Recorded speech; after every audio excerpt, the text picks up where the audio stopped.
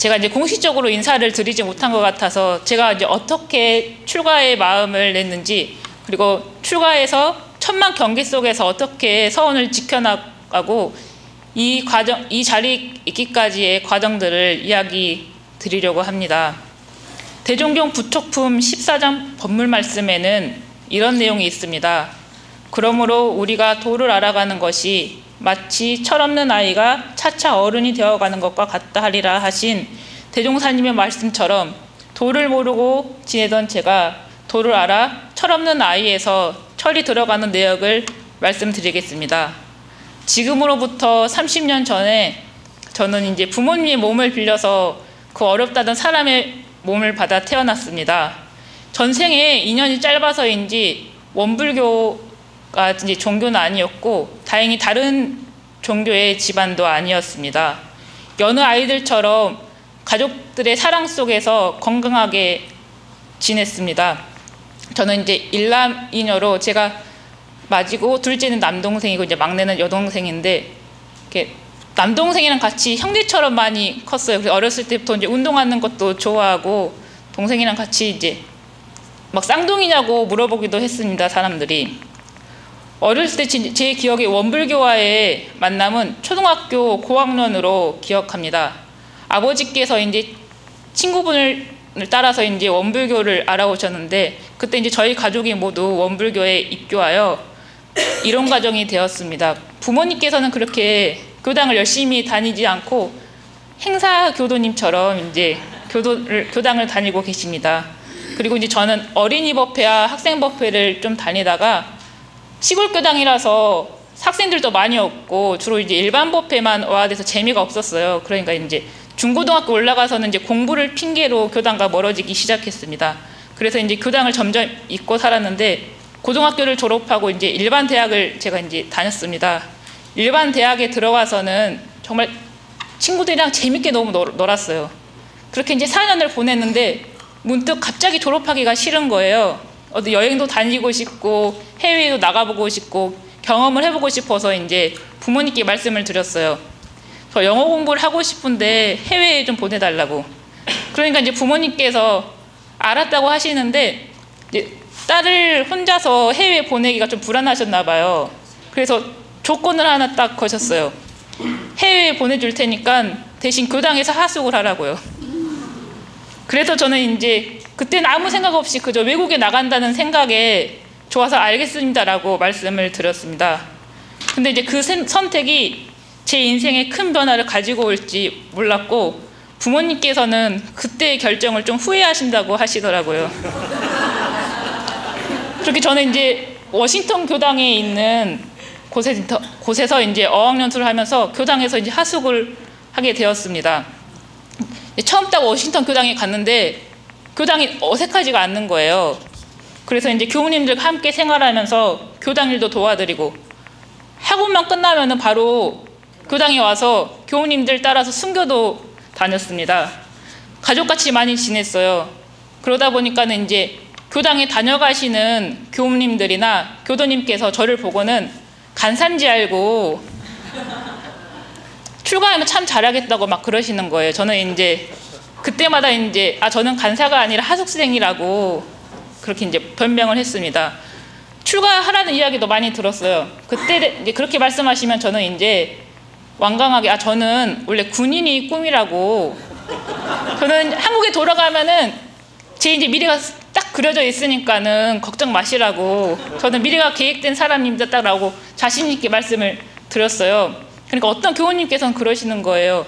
군인이랑 교무랑 뭐가 다르냐고. 군인과 교무 똑같이 군인이 정복을 딱 입잖아요. 교우님도 정복을 입는다는 거예요.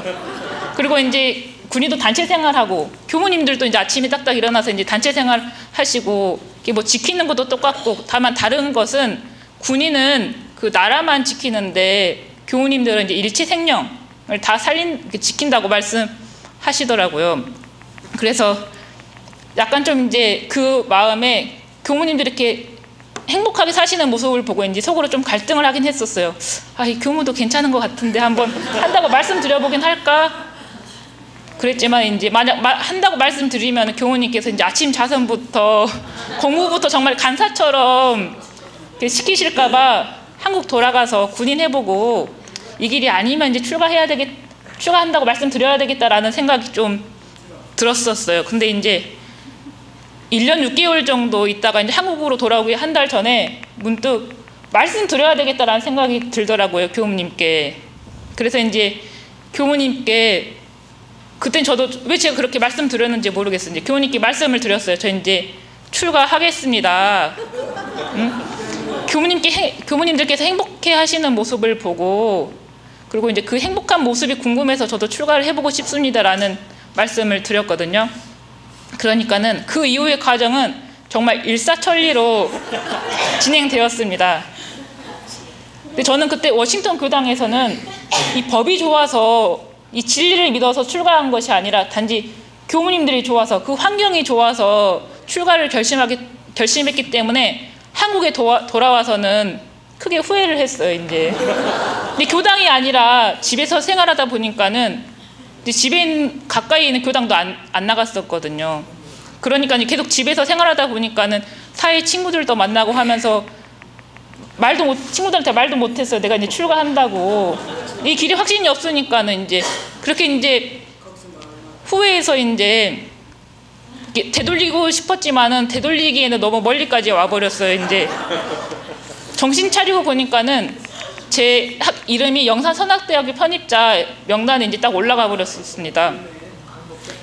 그래서 저는 이제 솔송요론 1조를 보면은 사람만 믿지 말고 그 법을 믿을 것이라고라는 이제 이렇게 조목이 있잖아요. 저는 그 1조의 말씀을 뼈저리게 공감하게 되었습니다. 워싱턴 교당에 있을 때는 다 좋아서 이제 출가를 했지만은 한국에 돌아와서는 이제 교당이 아니라 집에서 생활하다 보니까 쉽게 마음이 변했습니다. 저는 그렇게 서운이 없이 영산선악대학교 2학년으로 편입하였습니다. 그 이제 학교에 들어가는데 연령대가 엄청 다양해요. 20살 갓 졸업한 친구들부터 이제 사회생활하고 막차를 타고 오시는 수보리 이제 학생들도 있어요. 이제 같이 어울리면서 이제 생활하는데 학교에 들어가면 처음에 딱 훈련을 받아요. 세도반 훈련이라고. 저는 이제 교전도 안 읽고 교리도 모르고 가서 이제 훈련을 받으니까는 이게 이제 되게 괴리감이 느껴지는 거예요. 되게 신심이 충만한 그러니까 도반들은 무슨 법문 말씀만 들으면 막 눈물을 흘리고 그런데 그 모습을 보면서 정말 내가 잘못했나라는 생각이 좀 들기도 했었어요. 그래서 이제 훈련을 받으면서 나는 여기 못 있을 것 같아서 이제 나오고 싶은 마음이 굴뚝 같았지만은 그 추천교무님께 죄송스럽더라고요. 이제 그 추천교무님 이름에 이렇게 먹칠하는 것 같기도 하고 그래서 이제 일주일만 버텨보자 이제 한 학기만 버텨보자 이제 이런 마음으로 공부하다 보니까는 하루 이틀 이제 한 달 한 학기 1년 이렇게 하면서 이제 졸업도 하고 대학원에까지 와서 이제 교도님들 앞에서 이렇게 서게 되었습니다. 지금 돌아와서 생각해 보면은 그냥 궁금해서 교무의 삶이 궁금해서 출가했다고 생각이 드는데 아마 많은 은혜를 받아서 출가한 것 같아요. 그 워싱턴 교당에서 많이 예뻐해 주시는 교무님 그리고 교도님들께서 많이 챙겨주셨거든요. 거기에 보온하고자 하는 마음에 출가한 것 같습니다. 지금도 마지못해서 이제 이 자리에 있는 거 아니냐고 이제 궁금해하시는 분들도 있을 거예요. 그러나 이제 워싱턴 교당에 있을 때는 철부지 어린아이였다면은 영산에서 보낸 3년의 시간은 철부지 아이였던 제가 조금씩 철이 나는 시간이었고 이제 서원을 키우는 시간, 서원의 뿌리를 내리는 시간들이었습니다. 앞에 말씀했듯이 저희 학년이 15명인데 20살부터 나이는 차이 많이 막 13살, 14살 차이 나는 도반들이 이제 한 15명에서 같이 공부를 했어요. 15명에서 뭐가 그렇게 좋았는지 같이 15명에서 체육대회도 하고 같이 여행도 다니면서 정말 가족같이 지냈습니다. 이제 영산은 대종사님께서 이제 다들 아시다시피 대종사님께서 탄생하시고 구도하시고 하신 근원 성지예요. 거기서 3년 동안 가는 곳마다 대종사님과 선진님들의 자취를 느낄 수 있었습니다. 그래서 저는 이제 아침 먹고 점심 먹고 저녁 먹고 시간만 나면은 그 성지 주변을 돌아다녔어요. 이제 영산 시골이다 보니까 갈 데가 없어요. 그래서 이제 주로 성지를 돌아다니면서 도반들과 같이 서원에 대한 기도도 나누고 기도도 하고 그랬습니다. 현재 종급사님을 저희 때는 총장님을 모시고 법문 말씀도 듣고 교무님들을 비롯한 학생들과 함께 생활하며 공부했습니다. 그러다 보니 자연스럽게 밥이 쪄지듯 제가 이제 법을 믿고 진리를 접하면서 이 길에 대한 확신이 생겼습니다. 가족 같은 분위기 속에서 총장님의 법문 말씀과 교무님들의 가르침 속에서 도반들과 함께 이 길을 걷는 것이 너무 행복하더라고요. 그러면서 공부하면서 그런 생각이 들었어요. 아니, 나는 무슨 복으로 이 회상에 들어와서 이러한 도반들과 함께 공부할 수 있으면 이제 감사한 마음이 들더라고요. 정말 도반들은 태어난 환경도 다르고 성격도 다르고 그런데 거기서 함께 공부하면은 그런 것도 아예 이제 상관없이 하나의 목표를 가지고 함께 공부하는 것 자체가 너무 행복했어요. 숫자는 별로 되지 않지만은 정말 든든하더라고요. 이제 사회에 있을 때는 친구긴 하지만 이제 다 경쟁 상대잖아요. 그런데 이제 출가에서는 도반들이 경쟁 상대가 아니에요. 그냥 이 길을 함께 걸어가는 도반들이었어요. 서원을 똘똘 뭉친 도반들과 교법을 잘하는 도반들과 그 생활이 비교가 되더라고요. 그러면서 저는 이제 처음에 출가했을 때 역시 마음 공부하는 데니까는 경계가 없지 않을까라는 생각이 들었지만은 역시 사람 사는 데는 똑같더라고요. 그렇지만 좀 다른 점이 있다면 서로 마음을 바라보면서 공부하다 보니까는 사이랑 조금 다른 부분이 있긴 있더라고요. 그렇게 저는 이제 저를 비교하면서 많이 힘들어했지만은 이제 이것이 인과겠구나라는 생각이 들었습니다. 당연히 그럴 수밖에 없죠. 저는 이제 교리도 모르고 교전도 안 읽어갔기 때문에 차이가 날 수밖에 없었습니다. 마음만 왔었지 도반들을 보고 이제 욕심만 났던 거예요. 그러면서 이제 저를 보고 계속 이제 상대심을 내면서 제 자신을 되게 힘들게 했었어요.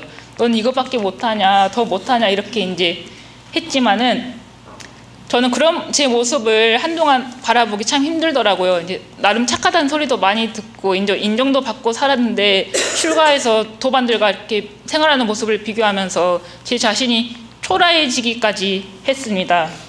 그렇지만 이제 인과는 호리도 틀림이 없다는 이 진리를 믿고 저를 자신을 불신하고 탐욕이 일어나면은 이제 분심으로 돌리려고 많이 노력했습니다. 그래서 저보다 잘하는 도반들을 보면은 배 아파하거나 부러워하기보다는 그래 저 도반이 하면은 나도 따라한다라는 심정으로 공부를 했습니다. 이렇게 하다 보니까 나와 멀리만 느껴졌던 교리가 이해가 되고 마음 공부를 통해 아주 조금씩 변해가는 저 자신을 보게 되었습니다. 그러면서 참 즐겁더라고요. 이 공부하면서 이제 조금씩 제 기질이 변하는 것을 보니까는 희망도 생겼습니다. 이렇게 하면 되겠구나, 이렇게 살아가면 되겠구나라는 확신도 생겼었습니다. 영산에서 공부하며 얻은 서득은 없어서는 살 수 없는 은혜를 뼈저리게 느꼈습니다. 그러면서 이제 원불교 현관에 이렇게 막 들어오면 모두가 은혜입니다라는 표어가 있잖아요. 처음엔 어떻게 모두가 은혜가 될 수 있을까라는 불신이 있었는데 정말 살아보면서 모든 것이 다 은혜일 수밖에 없겠구나 라는 확신이 생겼습니다. 또한 모두가 은혜인데 그게 은혜인지 은혜가 아닌지 결정하는 것은 제 마음에 있다는 것을 알았습니다.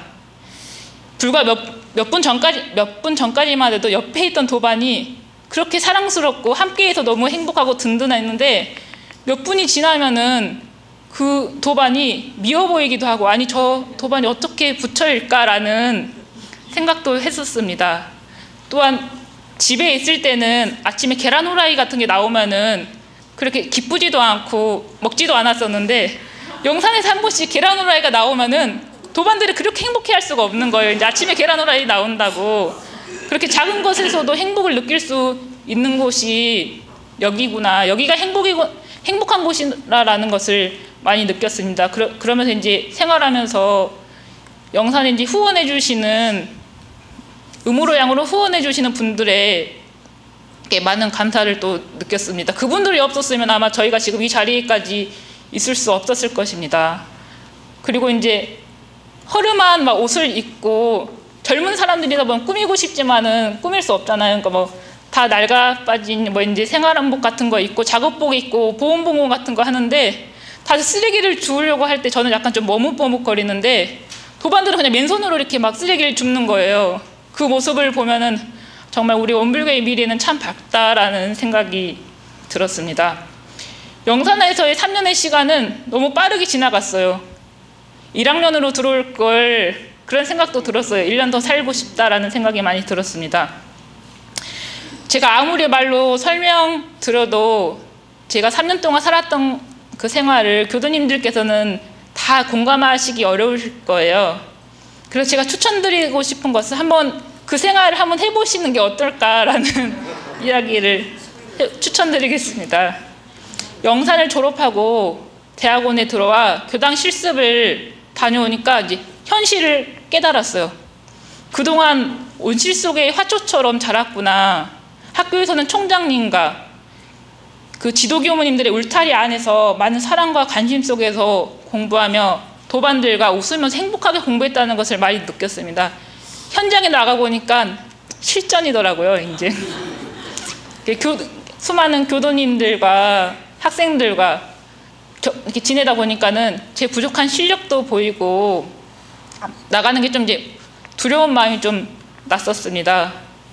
그렇게 이제 교무로 발령받 현장에 나가기까지 이제 얼마 남지 않았는데 좀 자신이 없기도 하고 시간이 내가 부족하지 않나 그런 생각이 많이 듭니다. 여유도 없었고요. 현장에 나가다 보니까 이제 마음에 여유가 없다 보니까는 모든 것이 예민해지고 마음이 좁아지고 이해하는 능력이 많이 부족해지더라고요. 그리고 내가 학교에서 배웠던 것은 이론이고 이론과 또 현장에서 쓰는 것은 또 다르더라고요. 그래서 남은 1년 동안에는 이제 정말 마음에 자유를 얻어야겠다라는 생각이 들었습니다. 행복은 어디에 있는 것이 아니라 그것은 내 마음에 따라서 내가 있는 곳이 행복한 곳이고 꽃자리에 있는데 마음에 여유가 없으니까는 행복을 찾게 되더라고요. 오늘만 지나면 하루하루 실수 날 때 엑스표를 쳤어요. 곧 끝나겠다. 대학원으로 돌아갈 수 있겠다. 이런 희망이 있었지만 막상 현장에 나가면은 그렇게 엑스표 치는 그런 것도 없잖아요. 이제 쭉 살아야 되는 거니까는.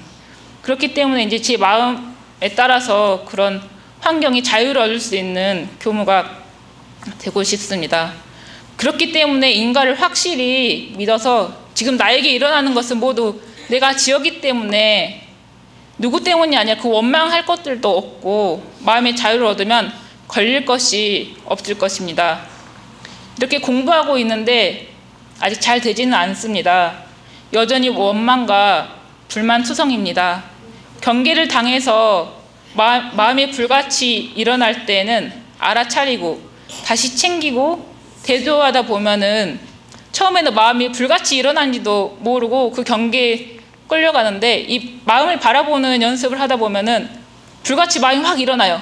그러면 내가 그 불같이 일어나는 경계에 이제 불같이 일어나는 마음에 끌려다니는 걸 봐요. 그렇지만 아직 제 힘이 약해서 끌려가고 있는 제 모습을 바라보면서도 희망이 있더라고요. 계속 이렇게 마음을 바라보면은 어느 순간 그 경계를 제가 이기는 것을 한번 하다 보니까는 이렇게 재미가 들리는 거예요. 이번에 내가 더 이겨야지. 이렇게 하다 보니까 경계에 하나 둘씩 이겨나가면서 힘이 생겨나는 제 모습을 바라보았습니다. 그래서 저는 이 연습을 그냥 계속 할 뿐입니다. 그냥 꾸준히 계속 하나하나 작은 것부터 실천하면서 조금씩 작은 경계로부터 이겨나가려고 하고 있습니다. 진리를 믿지 않았던 제가 워싱턴 교당에서 영산으로 영산에서 익산으로 오면서 조금씩 철이 들기 시작하여 공부에 재미를 붙이고 교리를 생활 속에서 실천해 나가고 있습니다.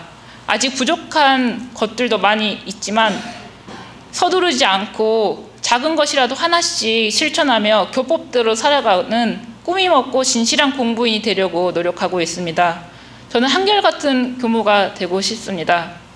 그저 즐겁고 행복해 보이는 교무님들의 삶이 궁금해서 나도 행복하게 살아야겠다라는 마음에 단지 개인의 행복을 위해 출가를 했지만은 생각해 보니까 그렇지만 않더라고요.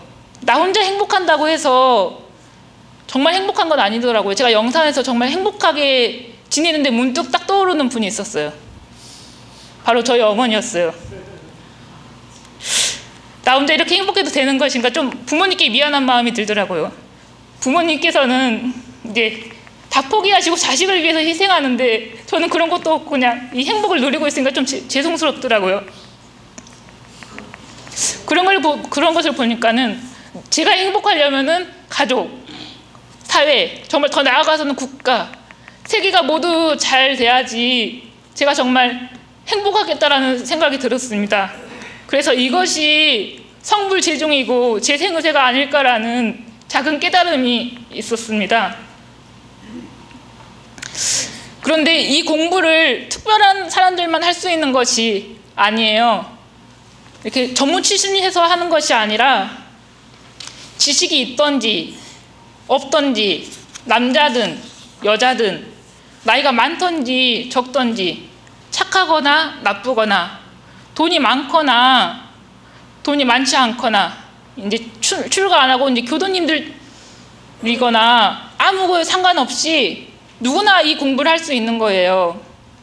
그러니까 저는 대종사님께서 밝혀주신 이 교법은 다 성공할 수밖에 없고 누구나 다 할 수밖에 없는 대법이라는 확신이 정말 있습니다. 저는 이런 확신을 가지고 공부해 가고 있습니다. 교도님들께서도 이런 확신을 가지고 정말 생활 속에서 작은 것이라도 하나둘씩 실천하다 보면은 아직 작은 수지만은 그게 조금씩 늘어나서 아마 전 세계가 이제 원불교를 통해서 많이 행복해지지 않을까라는 생각이 듭니다. 혹시 교도님들 중에서는 삼난이라는 세 가지 어려움을 아시나요?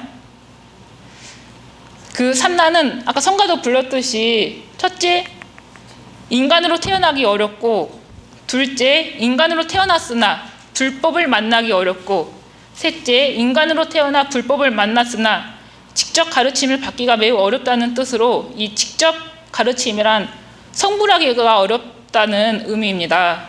여기 계시는 분들이나 저는 사람으로 태어났고 불법도 만났으니 아마 두 가지는 극복했습니다. 마지막 성불이 문제입니다. 성불이라는 것은 부처를 이룬다는 것으로 원불교에서 말하는 성불이란 깨달아 부처가 되는 것이 아니라 우리는 이미 부처인데 과거의 습관과 업력에 끌려서 생활하다 보니까는 그게 조금 어두워졌을 뿐이지 그것을 회복하자는 것입니다. 이곳에 계시는 분들 중에서 혹시 대종사님을 만나신 분이 계신가요? 네, 아마 없을 것이라고 생각이 되어집니다. 우리는 대종사님께 직접 가르침을 받지 못했으니 성불하지 못할까요? 맞습니다. 그 해답은 오늘 합독하신 법문 말씀에서 찾아볼 수 있습니다. 대종사님께서 직접 편찬해 주신 정전이 늘 우리 곁에 있습니다. 우리는 대종사님의 포부와 경륜이 담긴 이 정전을 가지고 살아간다면 성불할 수 있습니다. 우리가 목적지를 가기 위해서는 다 핸드폰을 켜고 내비게이션을 보고 길을 찾아가시고 요리를 하기 위해서도 이제 조리법을 찾아 요리를 하기도 하잖아요. 이 정전은 우리가 성불재중, 재생의세의 길로 안내하는 내비게이션이자 조리법인 것입니다. 그럼 이 정전을 가지고만 있다고 해서 성불하는 것일까요? 그렇지 않습니다. 대종사님께서는 이 정전을 가져서 말로 배우고 몸으로 실행하고 마음으로 증득하라고 하셨습니다. 정전을 읽고 교리를 법문을 듣고 법회나 훈련을 통해 소득을 얻었다 하더라도 실생활에 돌아가서 이게 실천이 없으면은 대종사님의 본의를 알지 못하는 사람입니다. 대종사님께서는 이 법을 통해 일체 생명들을 광대무량한 낙원으로 인도하고자 하셨습니다. 이 법으로만 하는 게 아니라 정말 그 일체 동포가 실생활 속에서 이 법을 활용함으로써 광대무량한 낙원으로 갈 수 있는 것입니다. 우리는 이 법을 받아 실생활 속에서 실천해 나가야 합니다. 그렇다고 이걸 한번 실천했다고 해서 되어지는 것이 아닙니다.